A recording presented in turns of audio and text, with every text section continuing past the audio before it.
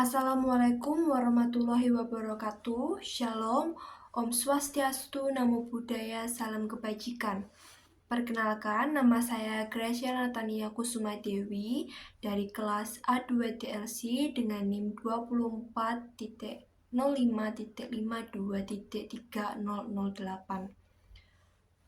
Kali ini saya izin mempresentasikan materi mengenai prinsip dasar etika akuntan profesional guna memenuhi penilaian ujian akhir semester mata kuliah Etika Bisnis dan Profesi. Saya dari Fakultas Ekonomika dan Bisnis, jurusan akuntansi di Universitas Stigubang, Semarang. Next. Untuk pokok pembahasan prinsip dasar etika profesi yang akan saya bahas selanjutnya, yang pertama ada prinsip dasar etika, yaitu bagaimana seorang akuntan harus mempunyai prinsip-prinsip tersebut guna untuk melakukan pekerjaan-pekerjaan yang ada. Lalu yang kedua, kategori ancaman kepatuhan prinsip dasar etika. Jadi, akuntan harus juga bisa untuk mengetahui ancaman apa saja yang bisa mengancam kepatuhan prinsip dasar etika. Lalu yang ketiga, cara untuk mengatasi ancaman kepatuhan prinsip dasar tersebut.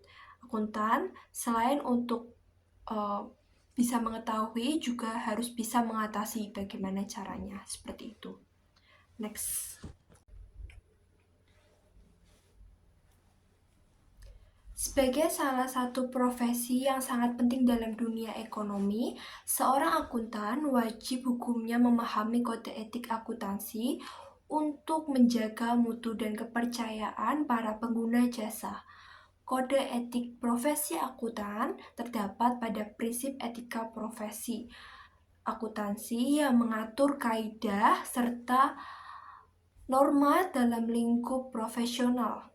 Untuk pengertian etika profesi sendiri, etika profesi akuntansi adalah suatu ilmu yang membahas perilaku atau perbuatan baik dan buruk manusia sejauh yang dapat memahami oleh pikiran manusia terhadap pekerjaan yang membutuhkan pelatihan dan penguasaan terhadap suatu pengetahuan khusus sebagai akuntan. Seperti yang tadi sudah saya sebutkan, etika ini mengatur bagaimana seorang akuntan melakukan pekerjaannya. Tanpa kode etik, seorang akuntan dapat saja langsung diberhentikan karena melanggar kode etik yang sudah ditentukan. Dalam prinsip etika profesi akuntansi, skandal yang bertentangan dengan kode etik merupakan masalah yang besar. Untuk itulah, Ikatan Akuntansi Indonesia atau IAI mengeluarkan kode etik yang harus dipatuhi oleh akuntan. Seseorang dengan profesi akuntan harus memiliki kode etik dan prinsip dasar akuntansi yang baik. Hal ini karena profesi yang mereka jalani sangat berat tanggung jawabnya.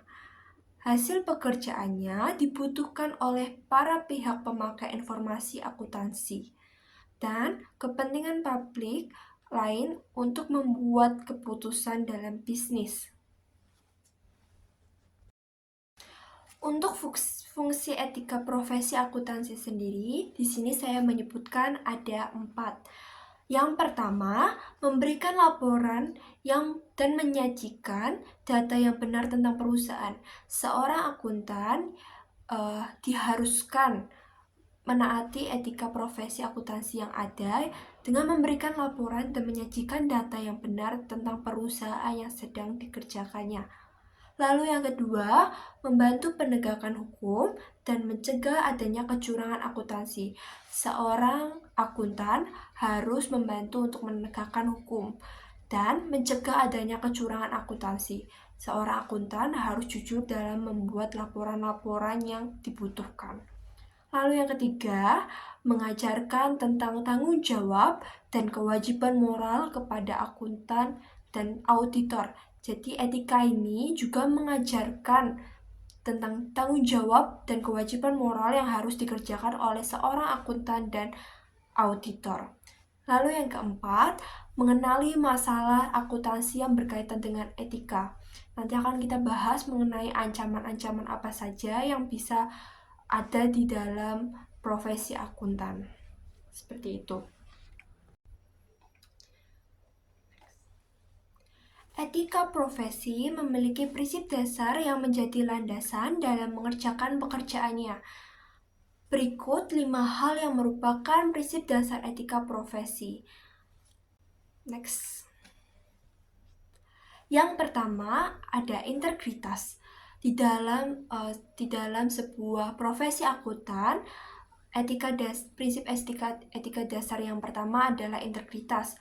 Untuk memelihara dan meningkatkan kepercayaan publik, setiap anggota atau para akuntan harus memenuhi tanggung jawab profesionalnya dengan integritas tinggi mungkin. Integritas mengharuskan seseorang anggota untuk bersikap jujur dan berterus terang tanpa harus mengorbankan rahasia penerima jasa. Pelayanan dan kepercayaan publik tidak boleh dikalahkan oleh keuntungan pribadi. Jadi, seorang akuntan harus melakukan pekerjaannya dengan jujur dan berterus terang tanpa mencampuri keuntungan pribadi. Integritas dapat menerima kesalahan yang tidak disengaja dan perbedaan pendapat yang jujur, tetapi tidak menerima kecurangan ataupun peniadaan prinsip. Jadi prinsip-prinsip yang akan kita bahas ke depan harus selalu dipatuhi oleh seorang akuntan. Next. Untuk prinsip dasar akuntan yang kedua, yaitu objektivitas. Setiap anggota harus menjaga objektivitasnya dan bebas dari benturan kepentingan dalam pemenuhan kewajiban profesionalnya. Objektivitas adalah suatu kualitas yang memberikan nilai atas jasa yang memberikan anggota. Prinsip objektivitas mengharuskan anggota bersikap adil, tidak memihak, jujur, serta secara intelektual, tidak berprasangka, serta bebas dari benturan kepentingan atau di bawah pengaruh pihak lain. Jadi, seorang akuntan harus bebas dari segala hal yang di luar tim. Jadi, seorang akuntan harus mempunyai objektivitas tersebut, kualitas yang akan memberikan nilai atas jasa yang diberikan. Seperti itu. Lalu yang ketiga, ada kompetensi dan kehati-hatian profesional. Kompetensi adalah salah satu penjamin mutu dan kualitas layanan dari seorang profesional di bidang jasa. Seorang akuntan harus mempunyai kompetensi akuntansi. Jadi seorang akuntan harus melalui ujian-ujian yang ada untuk menerima sertifikat kompeten tersebut. Lalu prinsip etika profesi kompetensi dan kehati-hatian profesional mengharuskan setiap anggota akuntan untuk yang pertama memelihara pengetahuan dan keahlian profesional yang dibutuhkan untuk menjamin pemberi kerja. Klien menerima layanan yang profesional dan kompeten tanpa ada kesalahan. Jadi akuntan harus bisa untuk melakukan setiap pekerjaannya secara profesional sesuai dengan keahliannya.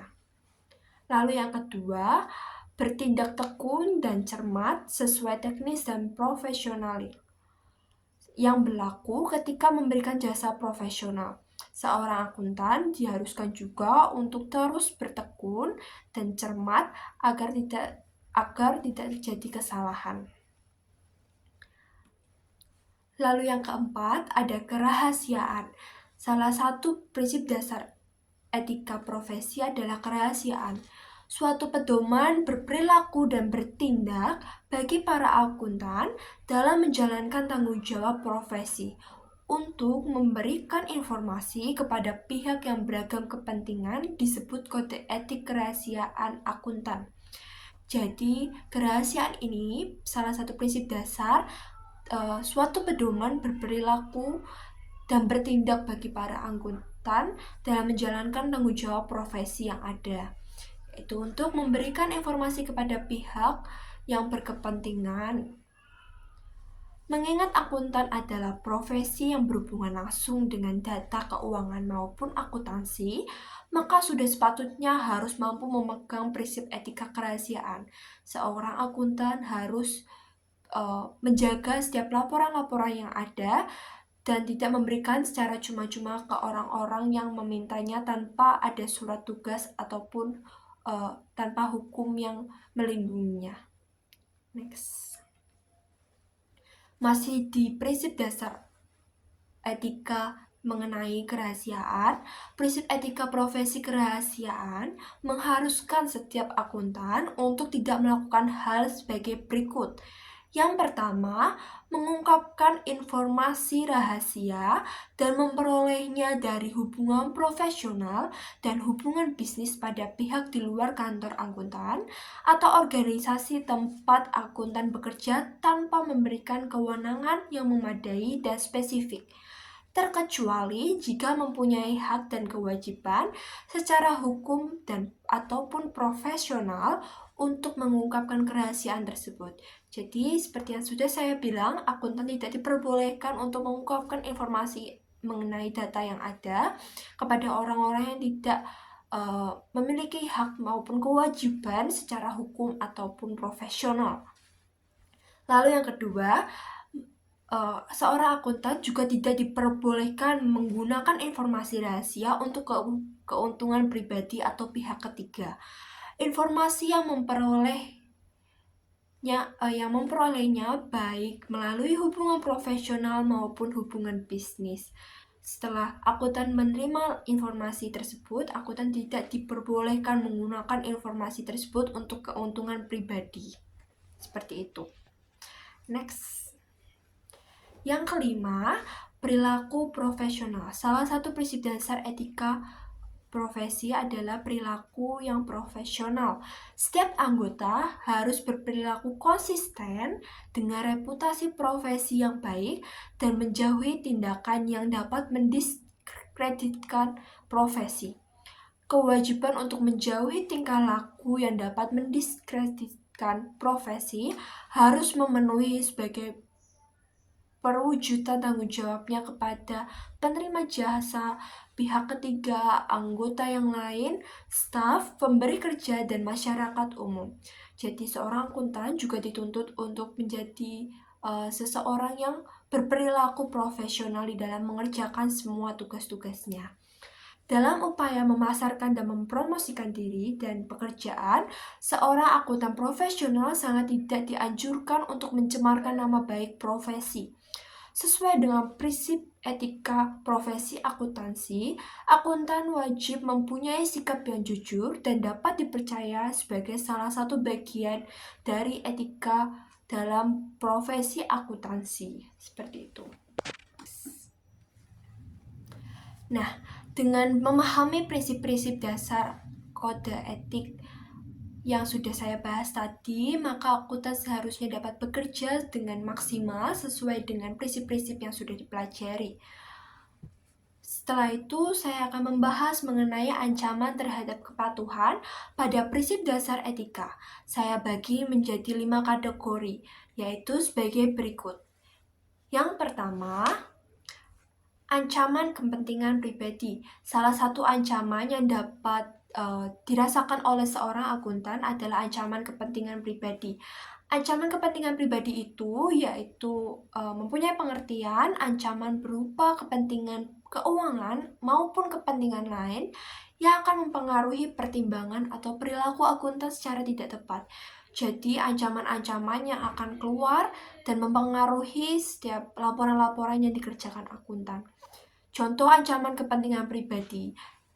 Di sini saya memberikan ada 4. Yang pertama, auditor memiliki kepentingan finansial di perusahaan yang diaudit. Bisa jadi seorang auditor mempunyai saham ataupun dividen yang dari perusahaan tempat dia mengaudit. Yang kedua, auditor bergantung pada klien untuk sejumlah besar biaya yang belum dibayarkan. Lalu yang ketiga, kantor akuntan publik atau KAP khawatir dengan kemungkinan kehilangan klien penting. Mereka khawatir mungkin karena tidak sesuai dengan yang diminta oleh perusahaan. Lalu yang keempat, imbalan jasa profesional yang bersifat kontingent berkaitan dengan perikatan asuransi. Seperti itu. Dari keempat contoh tersebut, itu adalah ancaman kepentingan pribadi. Next. Ancaman telaah pribadi.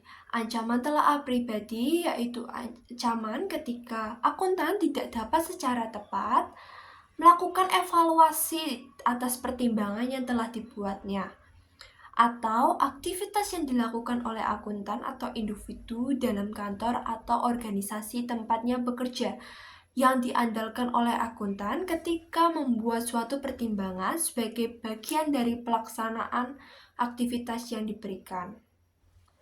Untuk contoh ancaman telaah pribadi, di sini saya menyebutkan 3, yaitu yang pertama, penemuan kesalahan yang signifikan ketika dilakukan evaluasi kembali. Di saat akuntan sudah mengerjakan laporan secara keseluruhan, akuntan mulai untuk mengevaluasi ulang dan menemukan adanya kesalahan yang signifikan. Itu merupakan salah satu ancaman telaah pribadi. Lalu yang kedua, praktisi atau akuntan mengeluarkan laporan asuransi mengenai efektivitas sistem keuangan klien. Lalu yang ketiga, praktisi atau akuntan memberikan jasa untuk klien yang mempengaruhi informasi penugasan. Dari ketiga yang sudah saya berikan ini merupakan ancaman telaah pribadi. Next. Ancaman advokasi. Ancaman ini bisa juga berkaitan dengan hukum. Di sini saya menuliskan pengertian ancaman advokasi menurut kode etika profesi akuntan. Ancaman advokasi yaitu ancaman yang terjadi ketika akuntan mendukung posisi klien atau organisasi tempatnya bekerja sampai pada titik yang dapat mengurangi objektivitasnya. Jadi seorang akuntan tidak melakukannya dengan baik, tapi malah mendukung klien atau organisasi tempatnya bekerja. Itu juga bisa mengurangi objektivitas seorang akuntan. Untuk contoh-contoh ancaman advokasi yang diperlukan, saya memberikan ada 4. Yang pertama, auditor atau akuntan membantu dalam penjualan perusahaan yang sedang diaudit. Jadi, auditor bukannya membuat laporan, tapi juga membantu dalam penjualannya. Itu adalah ancaman advokasi. Lalu yang kedua, auditor menerbitkan laporan yang menguntungkan untuk meningkatkan harga jual perusahaan yang sedang diaudit. Auditor merekayasa laporan yang ada agar penjualan perusahaan yang sedang diaudit itu bisa meningkatkan harga jualnya, seperti itu. Lalu yang ketiga, auditor mempromosikan saham klien. Di sini auditor bukan untuk mempromosikan karena auditor bukan seorang pemasaran. Lalu yang keempat, auditor bertindak sebagai pengacara yang mewakili klien. Dari keempat ancaman yang ada ini merupakan ancaman advokasi. Lalu yang nomor 4 ada ancaman kedekatan. Ancaman kedekatan ini bisa seperti ancaman apabila seorang akuntan lebih dekat dengan klien dengan kedekatan yang tidak sewajarnya. Seperti antara klien dan pekerja. Untuk pengertiannya sendiri, ancaman kedekatan yaitu ancaman yang terjadi karena hubungan yang lama atau hubungan yang dekat dengan klien atau organisasi tempatnya bekerja. Akuntan terlalu bersimpati pada kepentingan klien atau organisasi tempatnya bekerja dan terlalu mudah menerima hasil pekerjaan mereka. Untuk contoh ancaman kedekatan ini, saya berikan ada 3. Anggota tim ditugaskan yang ditugaskan memiliki anggota keluarga dekat yang menjadi eksekutif klien. Jadi mempunyai hubungan darah antara anggota tim akuntan dan kliennya, seperti itu. Lalu yang kedua, eksekutif klien pernah menjadi rekan KAP yang bertanggung jawab. Yang ketiga, pejabat senior KAP atau seorang akuntan memiliki hubungan persahabatan atau asmara dengan klien. Ketiga contoh ini saya masukkan ketiga contoh ini adalah contoh ancaman kedekatan. Next. Lalu yang nomor 5, di sini saya menuliskan ada ancaman intimidasi. Ancaman intimidasi yaitu ancaman yang terjadi ketika akuntan dihalangi untuk bertindak secara objektif karena tekanan yang nyata dan dirasakan langsung oleh seorang akuntan, termasuk upaya mempengaruhi akuntan secara tidak semestinya. Jadi intimidasi ini lebih ke segala perilaku, segala perkataan yang bisa mengganggu atau mempengaruhi seorang akuntan dalam melakukan pekerjaannya. Untuk contoh-contoh ancaman intimidasi ini, yang pertama ada ancaman atas pemutusan perikatan. Jadi di saat akuntan melakukan pekerjaannya, ada ancaman untuk pemutusan perikatan apabila seorang akuntan itu tidak melakukan sesuai dengan keinginan klien, atau seorang akuntan itu tidak mau untuk merekayasa laporan yang ada, seperti itu. Lalu yang kedua ada klien mengindikasikan tidak akan memberikan kontrak non-assurance. Jadi klien tidak akan memperpanjang kontrak jika tidak sesuai dengan keinginannya tadi. Lalu yang ketiga ada KAP ditekan untuk mengurangi cakupan pekerjaan. Lalu yang keempat, praktisi atau akuntan merasa ditekan untuk menyetujui pertimbangan klien karena faktor keahlian. Lalu yang kelima, promosi yang direncanakan tidak dapat terlaksana dengan baik. Dari kelima contoh ini adalah ancaman intimidasi. Seorang akuntan setelah memahami mengenai ancaman-ancaman yang ada, harus bisa untuk mengevaluasi ancaman. Ketika akuntan mengidentifikasi adanya ancaman kepatuhan terhadap prinsip dasar etika, maka akuntan harus mengevaluasi apakah ancaman tersebut berada pada level yang dapat diterima. Untuk level yang dapat diterima adalah level ketika pihak ketiga yang rasional dan memiliki informasi yang memadai dapat dan menyimpulkan bahwa akuntan mematuhi prinsip dasar etika. Untuk mempertimbangkan ancaman-ancaman yang ada, akuntan harus mempertimbangkan dengan faktor kualitatif dan kuantitatif yang relevan dalam mengevaluasi ancaman dan dampak gabungan dari beberapa ancaman jika dapat diterapkan.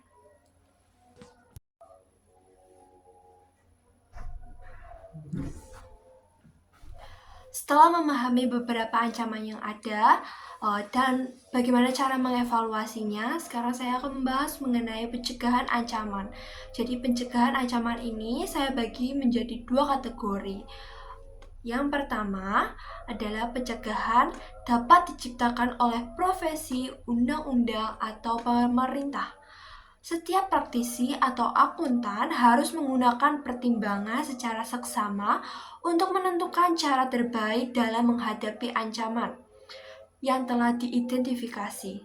Apakah dengan menerapkan pencegahan untuk menghilangkan atau mengurangi ancaman sampai pada tingkat yang dapat diterima, atau dengan menolak peluang perikatan. Dalam memutuskannya, praktisi atau akuntan harus mempertimbangkan apakah pihak ketiga yang rasional dan memiliki pengetahuan mengenai semua informasi yang relevan. Setelah mempertimbangkan semua fakta dan situasi yang dimiliki oleh praktisi atau akuntan pada saat itu, lalu akuntan itu akan menyimpulkan bahwa ancaman akan dihilangkan atau dikurangi sampai pada tingkat yang diterima, sehingga ketaatan pada prinsip-prinsip utama atau prinsip dasar etika profesi tidak dikorbankan. Next. Lalu yang kedua, setelah pencegahan menurut undang-undang profesi, undang-undang dan pemerintah, sekarang adalah pencegahan dalam lingkungan kerja. Untuk pencegahan dalam lingkungan kerja ini terdiri dari pencegahan pada tingkat institusi dan pencegahan pada tingkat perikatan. Saya akan membahas satu-satu mengenai pencegahan pada tingkat institusi dulu. Yang pertama, pencegahan pada tingkat institusi dalam lingkungan kerja. Di sini saya memberikan beberapa contohnya. Yang pertama, kepemimpinan pada KAP yang menekankan pentingnya kepatuhan pada prinsip utama etika profesi. Jadi pemimpin-pemimpin KAP sangat mempunyai tugas yang tanggung jawab besar karena harus menekankan kepatuhan pada prinsip-prinsip utama etika profesi. Lalu yang kedua, kepemimpinan pada KAP yang mengharapkan agar anggota tim asuransi bertindak untuk melindungi kepentingan publik, bukan kepentingan pribadi. Jadi, pemimpin juga mengharapkan anggota-anggota tim asuransi atau akuntan untuk bertindak sesuai dengan prinsip dasar etika profesi untuk melindungi kepentingan publik. Lalu yang ketiga, ada kebijakan dan prosedur untuk menerapkan dan memantau pengendalian mutu pelaksanaan perikatan. Jadi di sini di lingkungan kerja akan dibuat sebuah kebijakan dan prosedur untuk menerapkan dan memantau pengendalian mutu pelaksanaan perikatan sesuai dengan prinsip dasar etika. Oke, next. Lalu masih dalam tingkat institusi di lingkungan pekerjaan, yang keempat ada kebijakan yang terdokumentasi mengenai kebutuhan untuk mengidentifikasi ancaman terhadap kepatuhan pada prinsip utama etika profesi, mengevaluasi signifikan ancaman, serta mengidentifikasi dan menerapkan pencegahan untuk menghilangkan ancaman atau menguranginya ke tingkat yang dapat diterima. Jadi di lingkungan pekerjaan juga ada kebijakan-kebijakan yang sudah ditentukan dan terdokumentasi mengenai kebutuhan untuk mengidentifikasi ancaman-ancaman yang ada yang tadi sudah saya bahas terhadap kepatuhan prinsip dasar etika profesi. Lalu yang kelima ada kebijakan dan prosedur internal yang terdokumentasikan dan yang memastikan terjaganya kepatuhan pada prinsip dasar etika profesi. Jadi bukan hanya secara langsung, tapi juga ada yang secara tertulisnya, seperti itu. Next. Untuk pencegahan pada tingkat institusi dalam lingkungan kerja masih di tingkat yang sama. Di sini ada yang nomor 6. Yang nomor 6, kebijakan dan prosedur untuk memastikan teridentifikasinya kepentingan atau hubungan antara KAP dan anggota tim yang ditugaskan dengan klien. Jadi, untuk menghindari ancaman kedekatan, adanya prosedur dulu untuk mengidentifikasi apakah ada hubungan antara KAP atau anggota tim atau akuntan kepada klien yang ditugaskan tersebut. Lalu yang nomor 7, kebijakan dan prosedur untuk memantau ketergantungan KAP terhadap jumlah pendapatan yang diperoleh dari satu klien. Jadi adanya prosedur yang akan memantau apakah KAP ini bergantung terhadap jumlah pendapatan yang diperoleh dari satu klien tersebut. Gitu. Yang nomor 8, penggunaan rekan dan tim yang berbeda dengan lini pelaporan yang terpisah dalam memberikan atau pemberian jasa profesional selain jasa asuransi kepada klien asuransi. Jadi penggunaan rekan sesama rekan yang berbeda untuk pelaporan yang terpisah dengan pemberian jasa profesional mereka. Next. Masih di tingkat institusi, yang nomor 9 ada kebijakan dan prosedur yang melarang personil yang bukan merupakan anggota tim untuk mempengaruhi hasil pekerjaan. Jadi adanya kebijakan kalau di luar personil anggota tim akuntan dilarang untuk memengaruhi hasil pekerjaan atau laporan yang sudah dikerjakan tersebut. Lalu yang nomor 10, komunikasi yang tepat waktu mengenai kebijakan dan prosedur termasuk perubahannya kepada seluruh rekan dan staf KAP serta pelatihan dan pendidikan yang memadai atas kebijakan dan prosedur tersebut. Jadi harus tetap ada komunikasi yang tepat waktu dan terjalin dengan sebaik mungkin. Lalu yang nomor 11 ada penunjukan seorang anggota manajemen senior yang bertanggung jawab mengawasi berfungsinya sistem pengendalian mutu KAP. Jadi ada manajer yang akan bertanggung jawab mengawasi apakah sistem pengendalian mutu KAP itu berfungsi dengan baik di lingkungan tersebut atau enggak, atau tidak. Oke, next.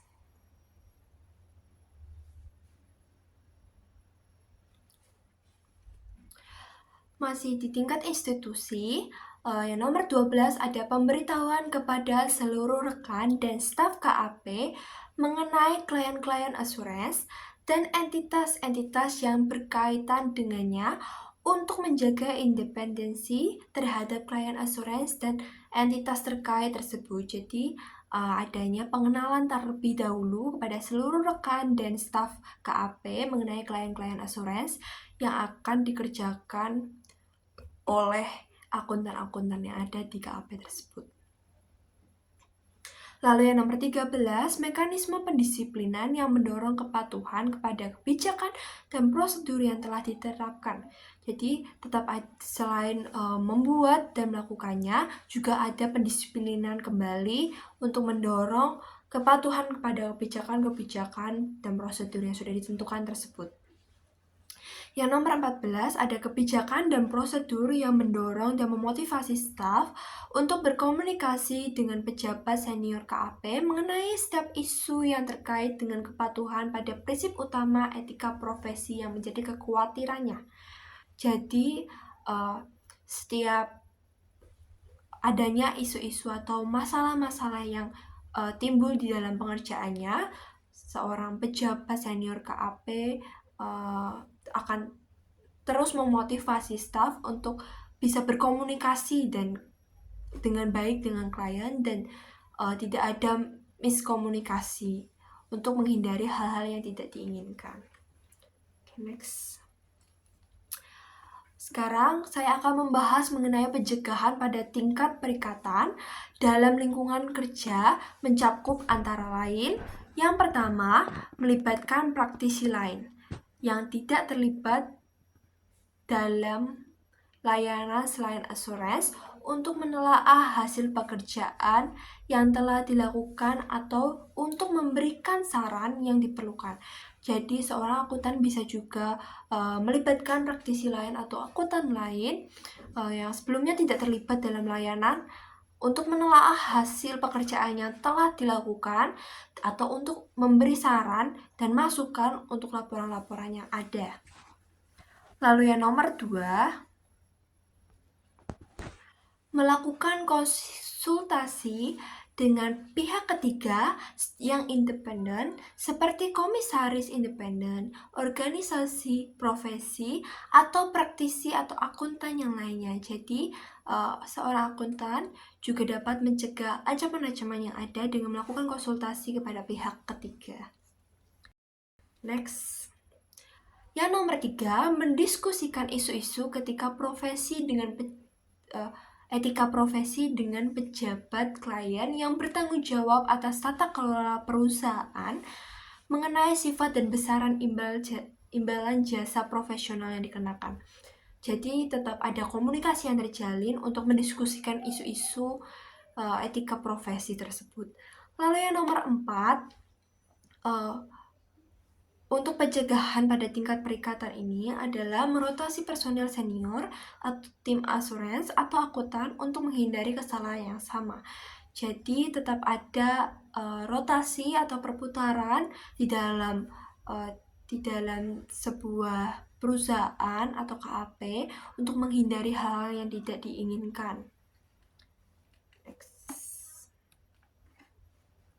Lalu yang terakhir, di dalam pencegahan pada tingkat perikatan lingkungan pekerjaan, yang nomor 5 meminta KAP lain untuk mengerjakan atau mengerjakan ulang suatu bagian dari perikatan. Jadi selain KAP sendiri yang mengerjakan, juga bisa meminta tolong kepada KAP lain untuk mengerjakan ulang apakah sesuai dengan prinsip-prinsip yang ada atau belum. Jadi untuk menghindari ancaman-ancaman yang ada, bisa meminta tolong kepada kantor akuntan publik yang lain untuk mengerjakan kembali dan mengevaluasinya. Seperti itu. Next. Nah, selain dari pencegahan dari undang-undang, profesi, dan pemerintah, dan juga di dalam lingkungan kerja, praktisi atau akuntan juga dapat mengandalkan pencegahan yang diterapkan oleh kliennya, tergantung dari sifat penugasannya. Pencegahan dalam sistem dan prosedur yang diterapkan oleh klien mencakup beberapa hal, yaitu antara lain, di sini saya menuliskan ada 4. Yang pertama, klien menugaskan orang-orang di luar manajemen untuk memeriksa dan menyetujui penunjukan KAP. Jadi di sini klien akan menugaskan orang-orang di luar manajemen untuk memeriksa apakah laporan yang sudah dikerjakan oleh KAP itu sudah sesuai atau belum. Seperti itu. Yang nomor 2, klien memiliki karyawan yang kompeten dengan pengalaman dan senioritas yang memadai untuk mengambil keputusan manajemen. Jadi, klien akan memiliki karyawan yang tentu saja sudah lulus ujian-ujian kompeten dengan pengalaman dan senioritas yang memadai untuk mengambil keputusan. Jadi keputusan bukan hanya dari orang-orang yang di akuntan, tapi juga dari karyawan yang kompeten ini. Lalu yang ketiga, klien telah menetapkan prosedur internal untuk memastikan objektivitas dalam proses pemilihan atas perikatan selain asuransi. Jadi klien akan menetapkan prosedur internalnya sendiri untuk memastikan apakah KAP akuntan ini sudah objektif dalam melakukan tugas-tugasnya atau belum. Jadi klien akan membuatnya sendiri seperti itu. Lalu yang nomor 4, klien memiliki struktur tata kelola perusahaan yang memastikan terciptanya pengawasan dan komunikasi yang memadai sehubungan dengan jasa profesional yang diberikan KAP. Jadi klien memiliki struktur tata kelola perusahaan yang memastikan terciptanya pengawasan. Jadi setiap pekerjaan akuntan yang sudah dikerjakan itu tetap diawasi dan adanya komunikasi yang memadai sehubungan dengan jasa profesional yang diberikan oleh KAP. Seperti itu. Jadi tetap adanya pengawasan dan komunikasi yang terjalin antara klien dan akuntan itu. Next. Untuk penjelasan yang sudah saya jelaskan tadi, saya mengambil dari beberapa sumber, bisa dilihat dari layar. Untuk sumber-sumber ini saya cari di Google. Jadi teman-teman bisa mencari lebih lanjut atau yang ingin lebih lanjut memahami materi yang saya sampaikan, bisa dicek di link-link yang sudah saya berikan ini. Cukup sekian dari saya. Mohon maaf apabila ada perkataan saya yang kurang berkenan maupun ada salah tutur kata dan perilaku saya selama saya mempresentasikan materi ini. Saya ucapkan terima kasih kepada Pak Arif untuk kesempatannya mempresentasikan materi prinsip dasar etika, dan juga kepada teman-teman semua yang sudah mendukung saya untuk mengerjakan tugas penilaian ujian akhir semester mata kuliah etika bisnis dan profesi. Terima kasih. Wassalamualaikum warahmatullahi wabarakatuh. Shalom, Om Swastiastu, Namo Buddhaya, salam kebajikan.